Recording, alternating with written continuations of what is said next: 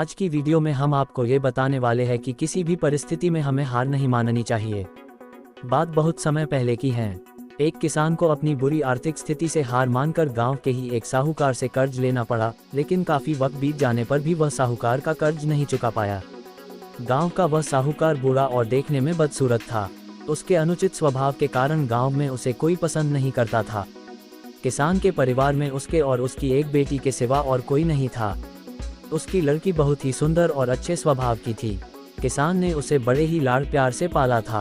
वह अपने पिता के साथ ही खेतों में काम करती, पर एक दिन उस बूढ़े साहूकार की नज़र उसकी खूबसूरत लड़की पर पड़ी और वह उस पर मोहित हो गया। वह मन ही मन उससे विवाह करने की सोचने लगा, लेकिन उसे पता था कि किसान अपनी लड़की का विवाह उससे कभी नहीं करेगा और उसे यह भी मालूम था कि किसान इस समय ऐसी स्थिति में नहीं है कि उसका कर्ज चुकता कर सके। इन सारी बातों को मन में रख वह स्वयं ही एक दिन किसान के खेत की ओर जाने वाले रास्ते पर जा पहुंचा। रास्ता छोटे छोटे कंकड़ पत्थरों और रोड़ियों से भरा पड़ा था। वह किसान और उसकी बेटी दोनों वहीं पर थे। उसने किसान से कर्ज के विषय में बात करते हुए उसके सामने एक शर्त रखी। शर्त यह थी कि अगर उसने अपनी लड़की का विवाह उससे कर दिया तो वह उसके सारे ऋण माफ कर देगा, वो भी ब्याज सहित। साहूकार की इस अजीबोगरीब शर्त से किसान और उसकी बेटी भयभीत हो गए। उस धूर्त साहूकार ने आगे सुझाव देते हुए दोनों से कहा कि चिंता करने की कोई बात नहीं। इस शर्त का फैसला न मैं करूंगा न आप, इसे आप अपने भाग्य पर छोड़ दे। इतना कहते हुए उसने अपनी जेब से एक पैसे की खाली पोटली निकाली और उसे दिखाते हुए कहा कि मैं इसमें एक काले रंग का और एक सफ़ेद रंग का कंकड़ रखूंगा।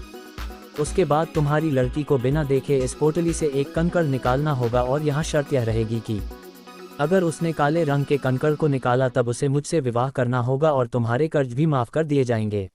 अगर तुम्हारी लड़की ने सफ़ेद रंग के कंकड़ को निकाला तो इसे मुझसे विवाह नहीं करना होगा और फिर भी कर्ज माफ कर दिए जाएंगे।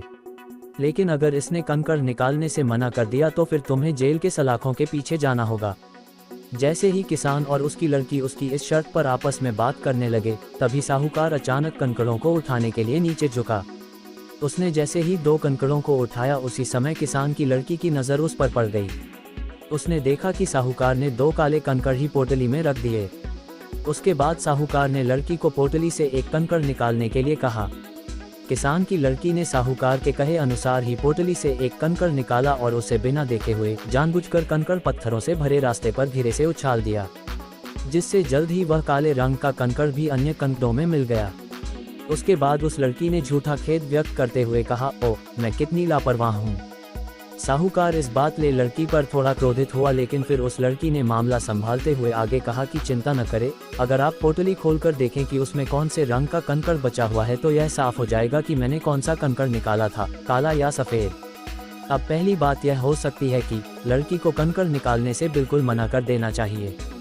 दूसरी बात यह हो सकती है कि लड़की को थोड़ा साहस दिखाते हुए यह बता देना चाहिए कि उस पोटली में दोनों कंकड़ काले ही हैं, जिससे साहूकार की धूर्तता की पोल खुल जाती।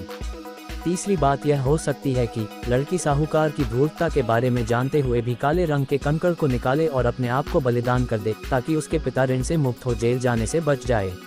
हालांकि यह तो निश्चित था कि बचा हुआ कंकड़ काले रंग का ही होगा, क्योंकि जैसा कि आप जानते ही है साहूकार ने पोटली में दोनों ही कंकड़ काले ही रखे थे। तो इस प्रकार यह सिद्ध हो गया कि लड़की ने सफ़ेद कंकड़ निकाला है। अब साहूकार चाहकर भी अपनी बेईमानी और धूर्तता को प्रकट नहीं कर सकता था। इस तरह उस लड़की ने बड़ी चालाकी से अपने विरुद्ध खड़ी परिस्थिति को अपने पक्ष में कर लिया।